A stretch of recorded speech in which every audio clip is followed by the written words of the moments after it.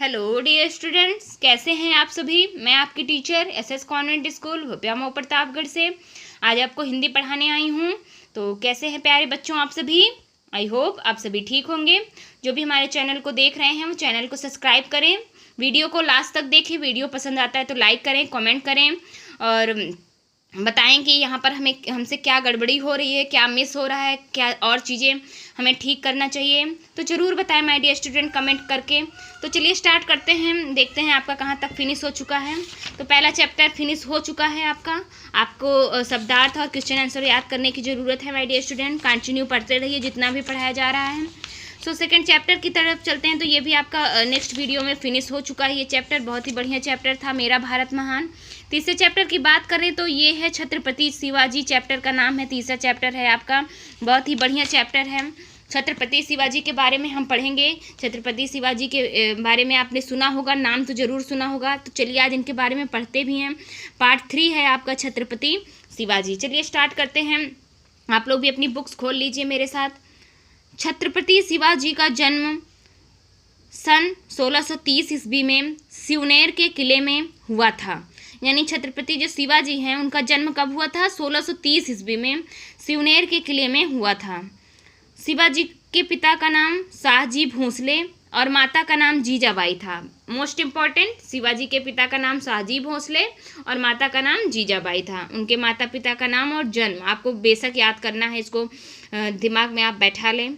इनके पिता बीजापुर दरबार के प्रसिद्ध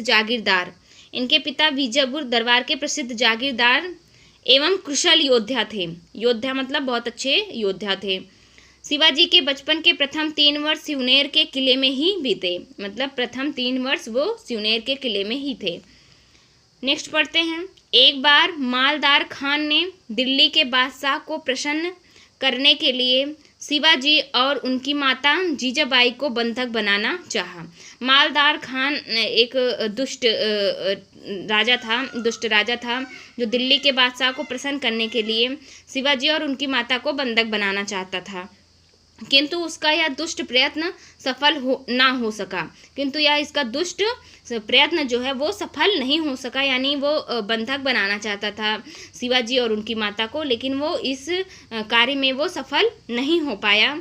इसके बाद शिवाजी को अपनी माता के साथ एक किले से दूसरे किले में भागना पड़ा।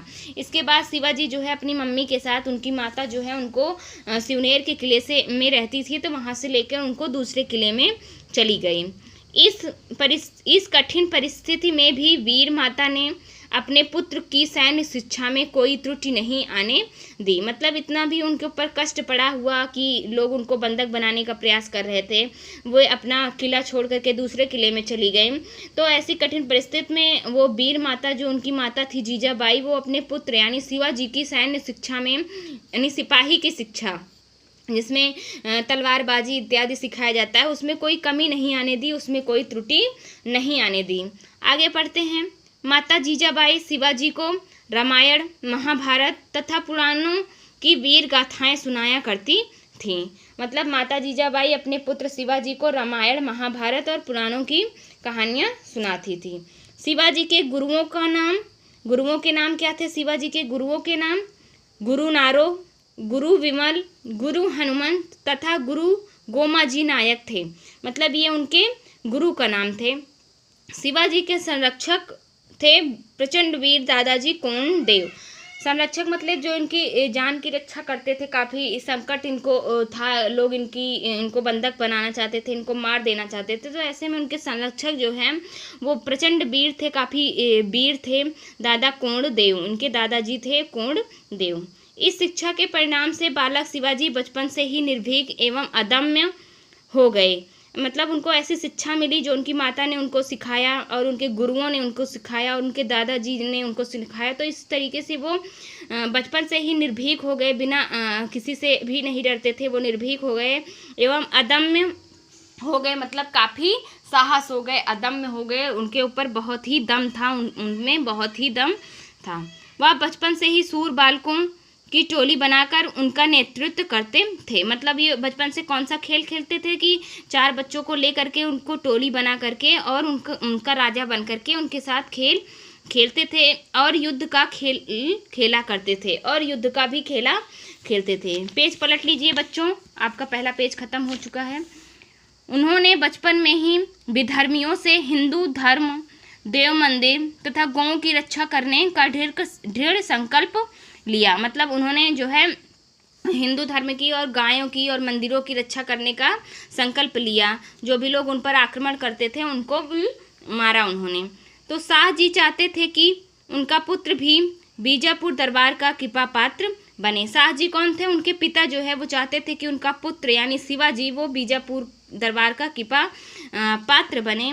इसलिए जब शिवाजी केवल 8 वर्ष के थे तो उनके पिताजी उन्हें शाही दरबार में यह सोचकर ले गए कि हाथी घोड़ों को देखकर इसके मन में नवाब के प्रति सम्मान का भाव उत्पन्न हो जाएगा।